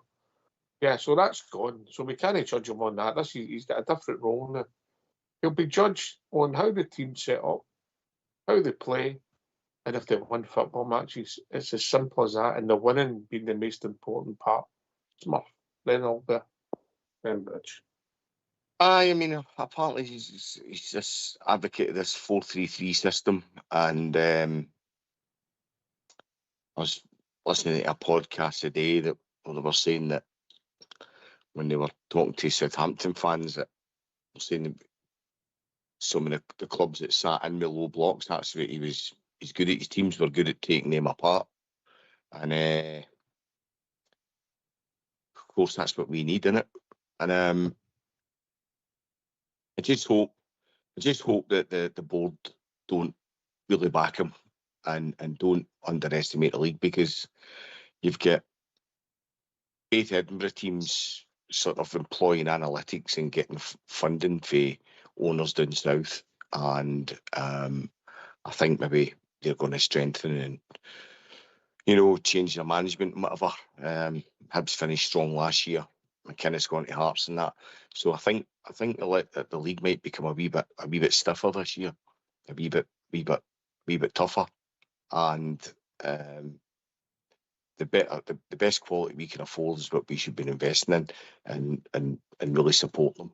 He's going to need the help. Other managers have had the help that they deserved, and I just hope that the guy's supported, and that, because as you said earlier, quite rightly, Ox, the Gaps know what they think. We beat them in the next game, as you said. Calendar year, they've no beat us in 90 minutes. So it's consistency, and I just hope he gets after a flyer, and that permeates through the whole club and the support and whatever, and it builds momentum. So that'll carry his on. If we can get to the next transfer window and we're nip and tuck, between Rangers and Celtic, we're still in the title race and strengthening then, there's nothing to say we can't go and win this. But I think this. Sorry, buddy. Get more noses in front. The first Aye, get more noses in front. Aye, exactly. But you think there was such a gap, 17 points, but we had so many near. I mean, was it? I think they dropped something like 16 points for the new year. And was it 16? Aye, wasn't it? And so it might even been there, actually. And a lot of points. And we finished 17 points behind them. So it's not a case about what they done, it's what we never done. We turned up the games you would think the games that mattered were the games against them, but they were the games we done them. We dropped 8 points against St Mirren, mate. It's just mental, isn't it? When you think it. It's the funny thing. The funny thing, Smurf Ox, is you're on the right track. By the way, Rangers are on the rise again when the other teams in the league are all starting to strengthen. It's funny, isn't it? They've went over a decade, winning everything, but no team's really strengthened. All of a sudden, Rangers are on the path to strengthen and start growing again. Oh, money appears, investment starts coming into the league. Hearts have got money, Hibs have got money, Aberdeen have got money, you've got a new stadium. Funny, isn't it? It's strange, isn't it? So anybody that tells you that this league in Scottish, but what does the need Rangers is talking crap, mate. Total and utter crap. And here we go again. And Smith's right. The league will be stiffer next year. It'll not be as easy. Not just for us, for them I know. But Rangers win the league next year. Again, I'll say it. When Rangers win a league, they win a league. When they win a league, it's not no great achievement, mate. No great achievement whatsoever. But when Rangers win a league, it's a truly win a league. Aye, the least amount of yellow cards against them in the whole campaign out of any club. It's wee things like that. See, when you start looking at it, John Brown was right. Buster Keaton, mate. It's as simple He as came that. out. He came out and said what we've all been thinking, you know. And no, I think Kepler knows he's in front, and we just got to go and try and win the league. He knows that, and you know he'll know that. It's just we just got to go and do it. Got to get the recruitment right, get the right players in, get the right players out, and sort of hit the ground running and try and build momentum, get the fans behind them. And be consistent. I mean, because they're not a great side. You look at, so say 16 points for Christmas Day draft. You know what I mean? Hey, I'll get a list here, by the way. See, let's say this one, Smith, and tell me whether these players, each individual player, has done enough to stay at Ibrox. Ridvan. No. Proper. Proper Charlie, no chance, no. King. Sorry, who's that? King? Oh, no, King. No. Davis. No. Fraser. No. Barjami. No. Cosland. No chance, no. Cerfuentes. No. Dowell. Gave my doon before he went. Sorry, who else? Dowell. No chance, no. Atondo. Nah. Butland. Sit in the fence about that one. Tav. Nah, I don't think he's got mentality. Sterling. Oh, that's a good player, really rate him as a player, but nah, he's never at his work. Danilo. I'd hold on to him. I think he's been unlucky. Dessers, listen, you don't sell goals, right? And until we've got somebody better that's keeping him out of the team, I'd hold on to him. You don't sell goals. I know you're selling a lot of glaring misses and all. You don't sell goals. 50 goals in 2 seasons. That's 15 players that I've put on 2 lists there, and you've disagreed with 3 of them.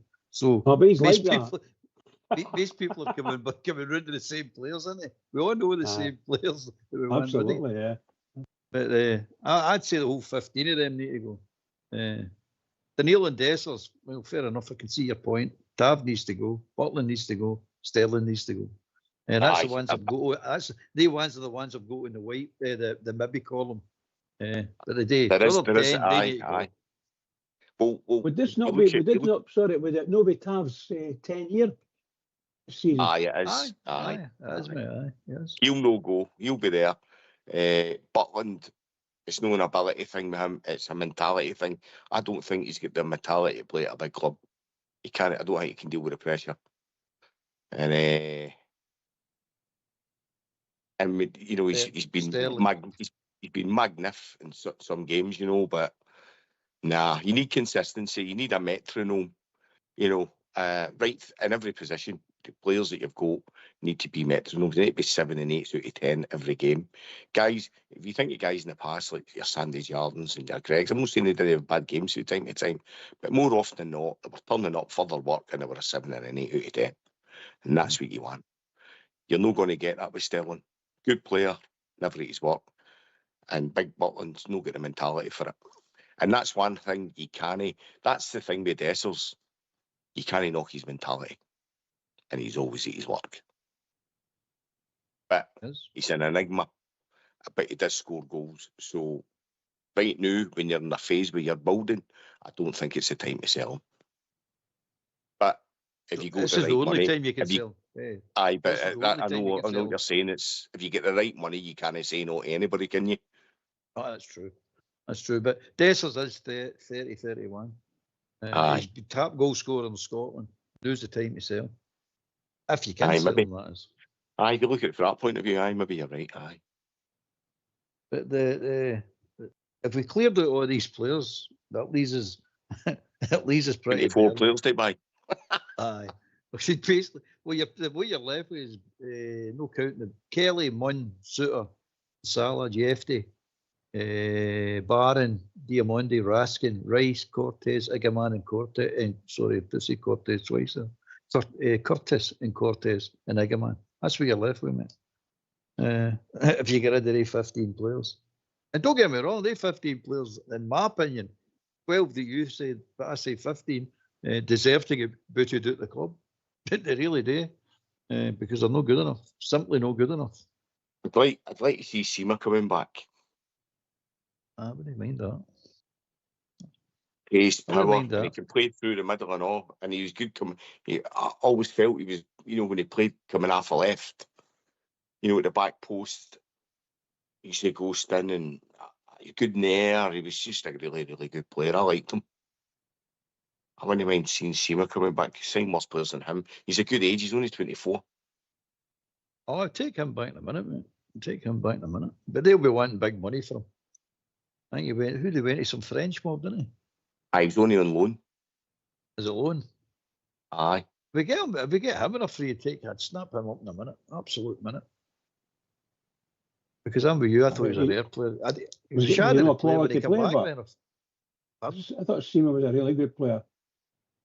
I don't think you're going to get him for nothing. I don't think so. Sorry, Albert.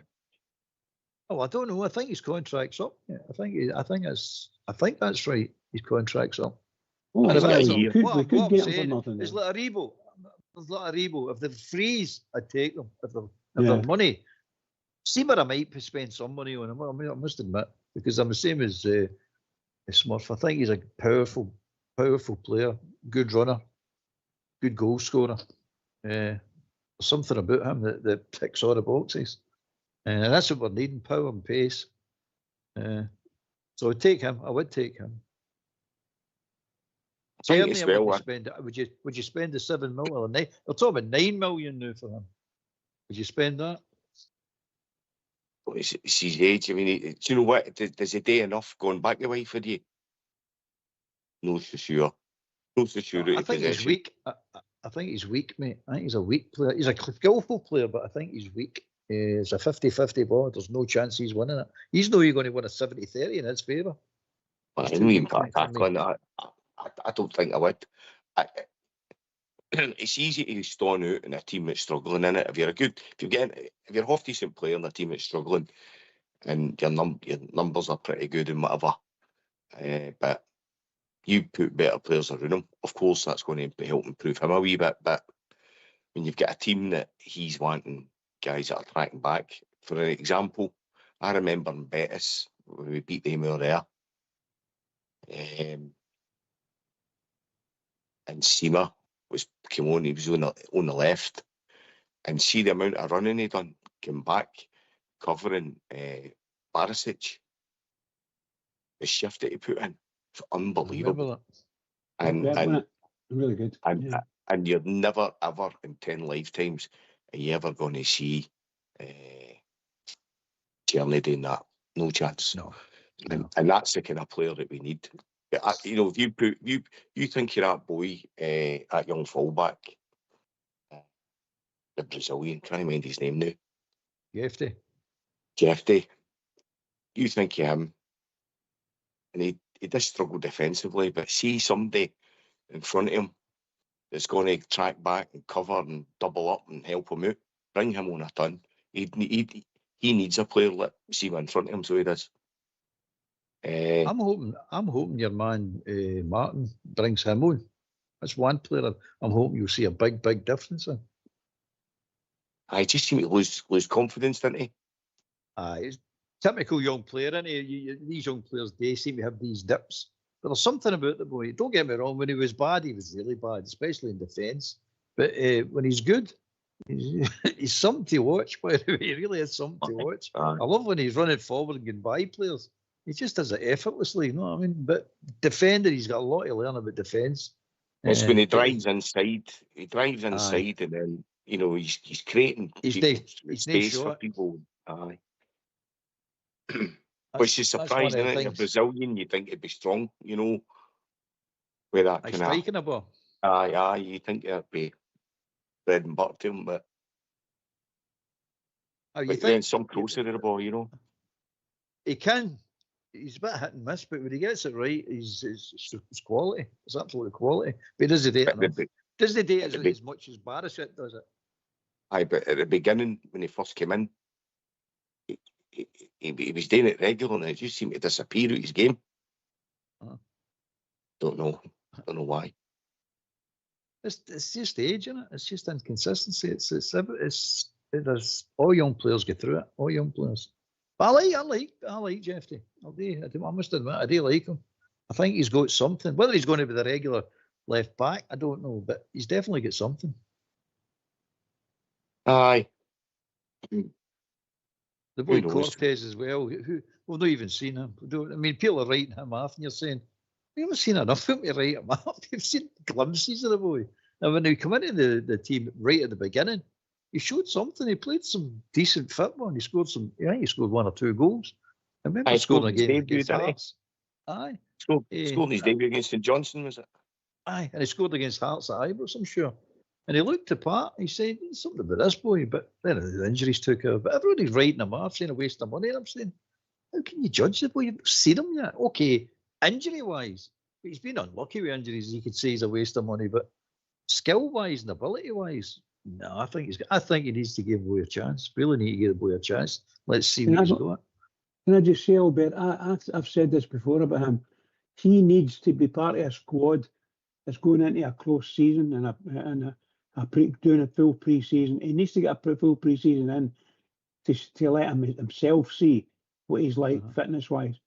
Because your pre-season tells you a million things, you know, and you're knackered after every session, and you'll be knackered as it builds up and builds up and builds up. You've got to do that. He's never done it. And that's one of the reasons why, I believe anyway, he gets injuries. I'm not saying he's injury prone, but it's dead easy an injury if you do that wee stretch, or even if you get caught in your heel when you're trying to actually stand on your toe, people. I mean, you're too quick to put your heel down, and you can easily injure yourself too.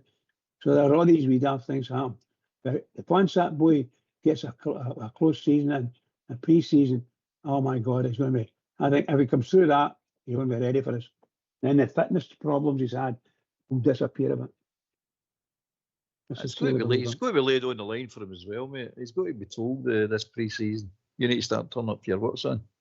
You've had basically a year off, so it's time to turn up for your work. You can't do another season like that one. So if you need to follow the instructions of the fitness and the medical team are giving you, that's what it's required. It's just watch your diet. You need to do certain things to maintain your fitness. Well, you need to do it and go on with it. But he needs to turn up for his work. That's one thing. As Smith was saying earlier on, too many of them don't turn up for their work. That causes its end problems all through the season. You still there, Ox? He's disappeared. He's disappeared, mate. It's disappeared. Aye, so I'm looking forward to it. You looking forward to it, Smith, the season coming up? Aye, I'm just looking forward to seeing incremental improvements, not just with the team, but around the club. You know what they're going. They're obviously going to develop a site. You know what the footfalls bring. You know we don't get TV money and all that, so I think maybe trying to grow the stadium a wee bit To what degree, I don't know. But all these wee things, you know, just the investment in the infrastructure as well. I'm looking forward to seeing all that, you know. Can I just say, I'm seeing something in the forum, and it's saying that a bid been accepted for Proper to go back to 20 FC. So there you go. I'll not sleep at night now. Now you'll be worried sick after calling them all their names. For the price for his ferry. Exactly. What transfer fee? Just the cost of the ferry. Probably there's probably a Rangers supporter over there with a fish soap to transfer them into a fish soap to sell by the counter. But aye, that's good. I hope that's true, mate. That's the starting thing. If that's true, starting to clear these people out. It's did we get money for them? Did they mention a price for it? No, I've not said anything. Whatever fee was agreed, but they're going to tell you anything. That's another thing. Ask the BBC. They make them up anyway. Ask the BBC. They'll make them up. That's another thing. We need to actually get money for these, decent money for these players. That's just clearing people out all the time for nothing. It's not on, is it? Truth be told, that if we get any type of positive money for Proper, then we're going to be doing well. And if he's gone, and there's some sort of fee in it, you know, even say, I don't know what you got about, you know, there's not going to be £1 million. I doubt very much, you know. How much did it cost us? Do you remember? Proper? Too much. I think it was too much. I think it was $1 million. I think it was $1.5 million. Well, you're maybe half of that back. Aye, it's whatever we get, I'll be happy with as long as we get rid of him. Right, we'll be finishing up. Yes. It just leaves us to say thanks for phoning in, Smurf. Enjoyed your call, mate. Don't be a stranger. I appreciate it. Aye, so our last word is, in the words of Bridgeman, keep it going for the Rangers and support this new manager or coach, whatever you want to call it, and his team. And just get behind the team. It's a new dawn, it's a new era, and everybody needs our support. Good night. Thanks for your time, guys. Don't be a stranger, mate. See you later. Thanks for that, pal. Bridgeman. What can I say? Albert, absolutely superb night. Really, really good. And I've really enjoyed, happily, really good laugh. I really enjoyed it. Can I just say to all the Rangers fans that are listening all over the world, please remember, we are the people. Keep it going for the Rangers, everybody. Every single one of us. We need this season. We need to come out and win. Keep it going for the Rangers. Keep it going. And it just leaves it for me to say good night and thanks to everybody for listening. There'll be another show when there's another break and bit of news, I suppose, but keep your eye on Facebook and all the platforms to find out. So thanks for listening in and good night from me.